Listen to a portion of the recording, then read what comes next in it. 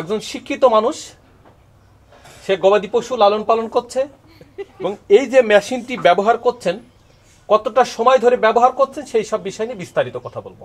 আসসালামু আলাইকুম। ওয়ালাইকুম আসসালাম। আপনি ভালো আছেন? আলহামদুলিল্লাহ। গরু আছে কয়টা? 2টা। এই মেশিন ক্রয় করা কতদিন? প্রায় 8 মাস। ব্যবহারিক কতটুকু সুবিধা আলহামদুলিল্লাহ, মানে খুবই দ্রুত ঘাস কাটা হয়।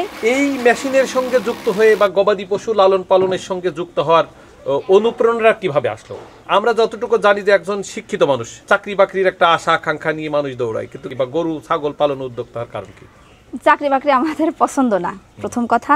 আর দ্বিতীয় কথা, মানে গরু বা ছাগল এদের প্রতি একটা ভালোবাসা মানে শুরু থেকেই ছিল। তো সেই সুবাদে আর প্রযুক্তির সাথে থাকলে তো মানে গরু বাছুর পোষা কোনো ব্যাপার হয় না। তো সেই হিসাবে ভাবলাম যে তাহলে মানে শুরু করি।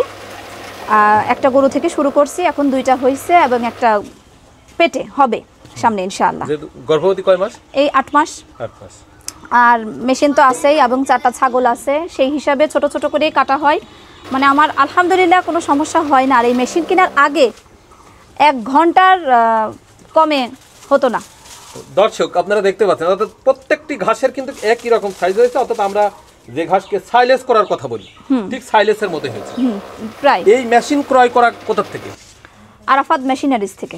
বাংলাদেশের বিভিন্ন মানুষ বলেন যে এই চায়না মেশিন ব্যবহারিক আসলে সুবিধা পাওয়া যায় না, 2-1 মাস ব্যবহার করার পরেই নষ্ট হয়ে যায় বা ফেলে দেওয়া হয়, বা এর ব্যবহারিক কোনো সুবিধাই থাকে না।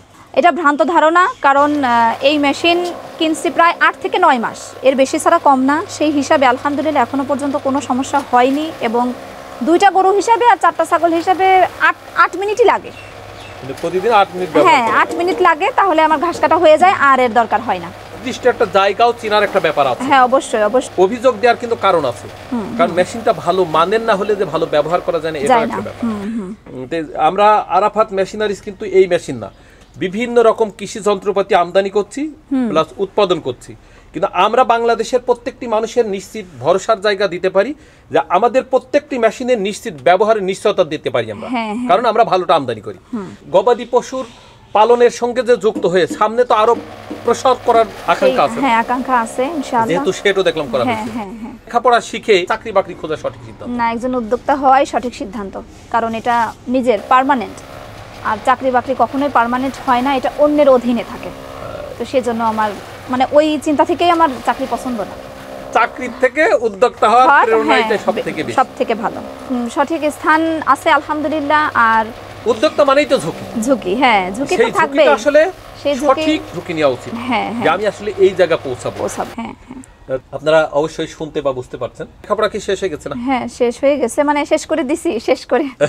লেখাপড়া কতটুকু করা হয়েছে? ওই ডিগ্রি পর্যন্ত পড়ছি। 2টো বাচ্চা সামলানো, হ্যাঁ ওদের স্কুলে নিয়ে যাওয়া, হ্যাঁ সংসার, এই জন্য সুখী পরিবার বলা যায় না? আলহামদুলিল্লাহ আলহামদুলিল্লাহ। শ্বশুর শাশুড়ি আছে তো? হ্যাঁ আলহামদুলিল্লাহ। শ্বশুর শাশুড়ি কি কার সঙ্গে থাকে?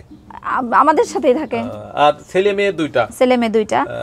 দর্শক বন্ধুগণ, পৃথিবীর যে প্রান্ত থেকে আপনারা ভিডিওটি দেখছেন, আপনারা অবশ্যই কমেন্টস করে জানাবেন এই যে পরিবারের সঙ্গে যুক্ত থেকে শ্বশুর শাশুড়ি নিয়ে একটা সুখী পরিবার, তার যে আকাঙ্ক্ষা, যে ইচ্ছা, সেই ইচ্ছাটা যেন পূরণ হয়, সেই প্রত্যাশা রেখেই আল্লাহ সুবহানাহু ওয়া তাআলার কাছে দোয়ার দরখাস্ত রেখে আজকের মতো এখানে বিদায় নিচ্ছি। সবাই ভালো থাকবেন। আসসালামু আলাইকুম ওয়া রাহমাতুল্লাহি ওয়া বারাকাতুহু।